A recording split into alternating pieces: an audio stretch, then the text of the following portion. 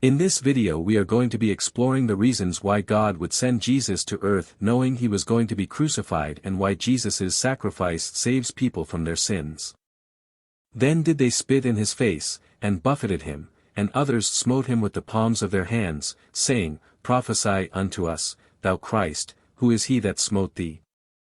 St. Matthew chapter 26 verses 67 and 68. This is when the high priests subdue Jesus and take him to the governor to have him crucified.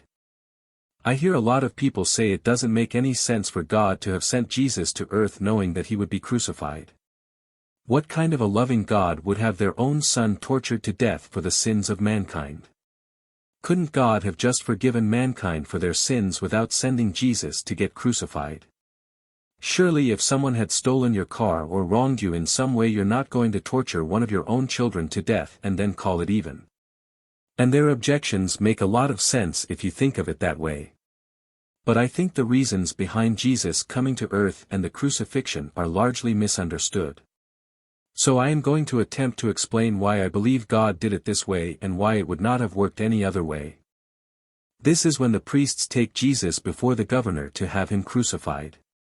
And the governor said, Why, what evil hath he done? But they cried out the more, saying, Let him be crucified. St. Matthew chapter 27 verse 23. When the governor asked what evil Jesus had done and why they want him crucified, they don't have any answer. They only cry that they want him crucified. They don't have any answer because Jesus had not done anything wrong.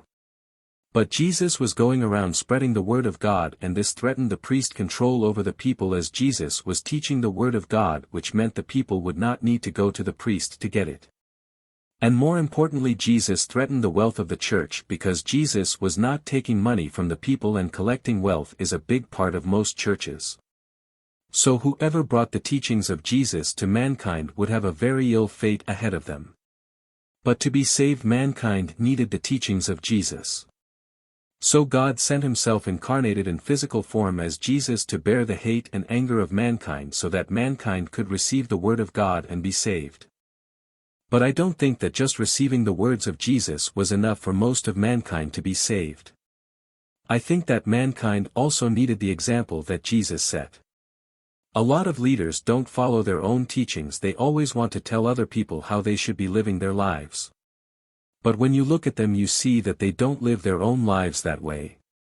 And for this reason it is very hard to respect those leaders. But Jesus did live by his own teachings, and this gained him a lot of respect.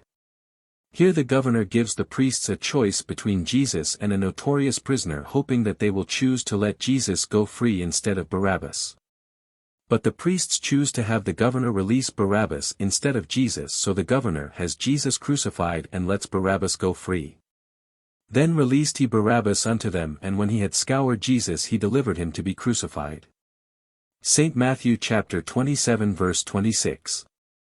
Throughout Jesus' teachings he preaches to be humble and not to think you are better than other people. He even says to wash their feet and to carry their burdens. And this is an epic example of Jesus living up to his words as God trades his very best to save the worst. And they spit upon him, and took the reed and smote him on the head. St. Matthew chapter 27 verse 30. Before Jesus is crucified, the governor's soldiers mock and torture Jesus. Now Jesus hasn't done anything to the soldiers, they are just torturing him for fun. Most times when people talk about crucifixion, they are talking about the crucifixion of Jesus. But crucifixion was a very common form of punishment and entertainment in those days. I have read that it is estimated that over 100,000 people were crucified by the Romans, and people would come to watch and make fun of the victims as they were dying on the crosses. Can you imagine walking one day and coming across a person that has been badly beaten and nailed to a cross and left to slowly die? And you stop and make fun of them while you watch them die. This was a very dark time for mankind, and I think it is easy to see the direction they were headed and why they needed the teachings of Jesus and the example that he set for people. And they that passed by reviled him, wagging their heads and saying, Thou that destroyest the temple and buildest it in 3 days, save thyself. If thou be the Son of God, come down from the cross. St. Matthew chapter 27 verses 39 and 40. Here you can see that this was a form of entertainment for the common people and that they would make trips by the crucified people to mock them. But I think that the reason a lot of people did this is because this was the example that was being set for them by their leaders. Likewise also the chief priests mocking him with the scribes and elders said he saved others. Himself he cannot save. If he be the King of Israel, let him now come down from the cross and we will believe him. St. Matthew chapter 27 verses 41 and 42. Here you can see that the leaders of the people gathered around Jesus to mock him and set an example for the common people as to how they should act. And I am sure that none of the common folks would dare to speak up against this cruel and horrible practice, because then the elders would turn against them and have them crucified. Which is exactly what happened to Jesus when he spoke up. But Jesus chose to bring the message to the people knowing he would be crucified. He could have not worried about saving the people and left them to be corrupted by the evil leaders that they had, or he could have gotten one of his disciples to spread the message for him and let them get crucified. But he didn't. Jesus chose to sacrifice himself to bring his message to the people and save them from the evil path they were being led down. So not only did Jesus teach being selfless, but he also lived his life that way. Which was another epic example that Jesus set for mankind. And about the 9th hour Jesus cried with a loud voice, saying, Eli, Eli, lama sabachthani. That is to say, my God, why hast thou forsaken me?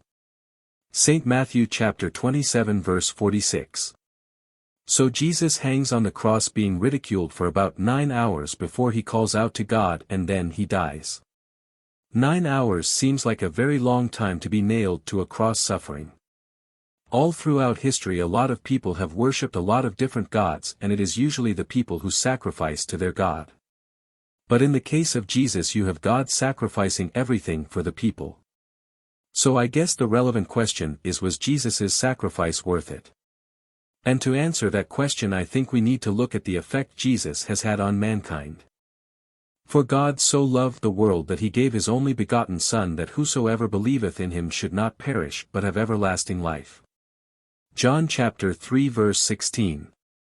So let's look at some of the effects Jesus has had on the world. After Jesus' sacrifice, Christianity rose to become the dominant religion of the world and still is today. The Bible is by far the most printed book of all time, with over 5 billion copies printed. I don't know of any other book that has even reached 1 billion copies yet. Not only is the Bible the most printed book, but is also the most translated book of all time, with the complete Bible being translated into about 700 different languages and the New Testament more than twice that many. Making the New Testament with the teachings of Jesus the most popular part of the Bible. But not only is Jesus in the Bible, he is also in other religious books. Jesus is mentioned often in the Quran. And Jesus has earned a major spot in the Mormons and the Jehovah's Witnesses books.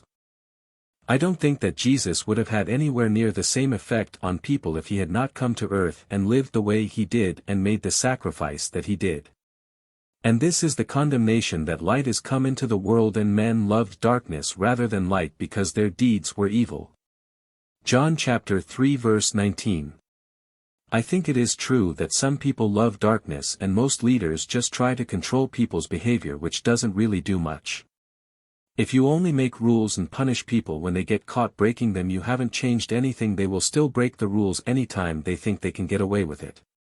But Jesus inspired people to want to be better, and looking at the way he lived changes a lot of people's hearts and makes them better people.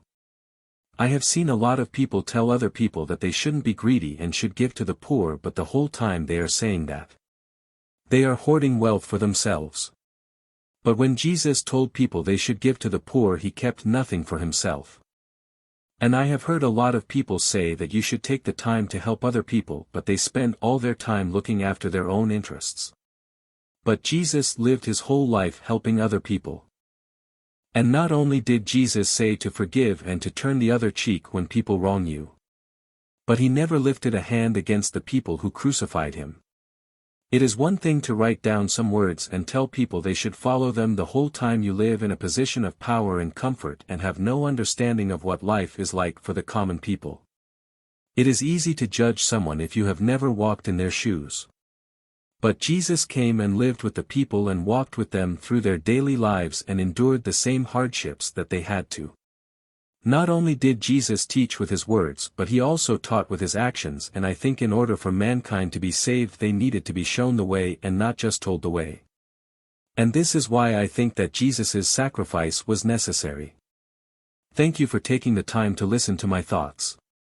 Please like, subscribe and share, and let me know what you think in the comments. And let me know if there is any part of the Bible that you would like my big-headed opinion on for future videos.